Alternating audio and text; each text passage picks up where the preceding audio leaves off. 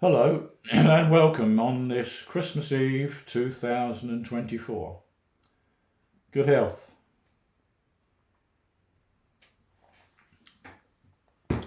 We're on the eve of the birth of Christ. Well, actually, it isn't. Not since the amended change from the Julian to the Gregorian calendar, but many still refuse to believe it's true. In fact, many Eastern Orthodox churches still celebrate Christmas Day on the 7th of January, which is 13 days adrift. In fact, the actual date of Christ's birthday is a mystery and has never been truly established. Now, talking of dates, let's go back to almost a quarter of a century, back to the millennium. And I'm sure we all know when it happened, or do we? Now, here's a fact that most people won't believe, even to this day.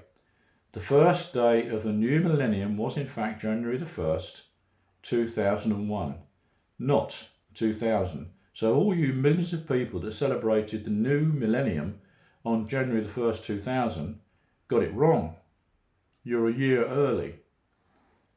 And many of us have always known this, but the majority of folk refuse to believe it. Don't take my word for it. Look it up.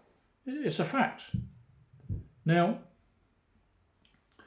my opinion is that some people live in a bubble and they refuse point blank to believe anything outside of mainstream media, the TV or newspapers.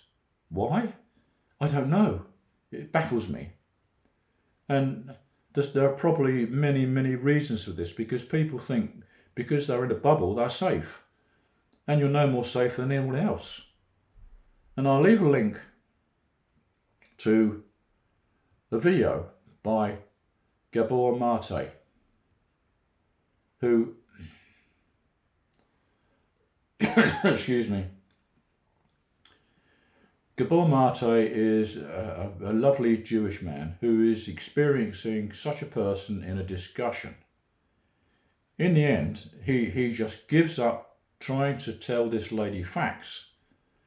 And in exasperation, he says to the lady, "I'm sorry, but you live in a different world to reality." And that is true of many of us, I'm afraid. It's the ostrich mode of burying our heads in the sand. And another connection to this is hypocrisy. We openly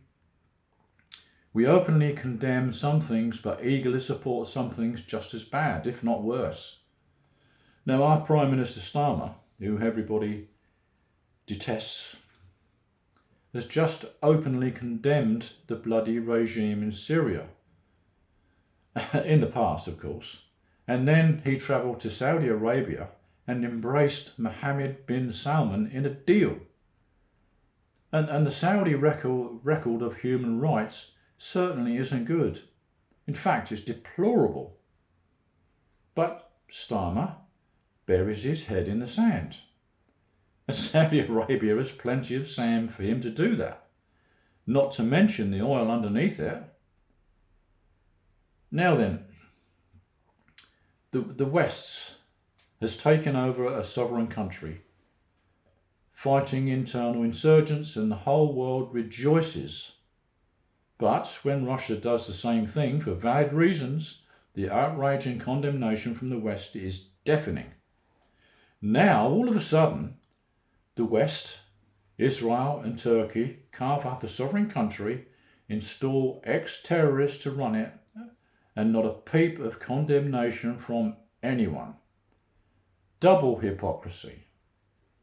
And most people turn the other way. Shame on you. I've come full circle in my life, because most of the things I believe to be true have turned out to be a lie. Does that bother me?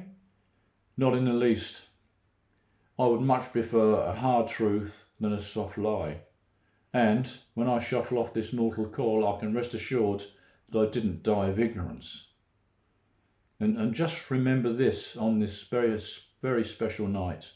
Peace on earth and goodwill to all men, just as long as you agree with our religion and abandon yours. Have a nice evening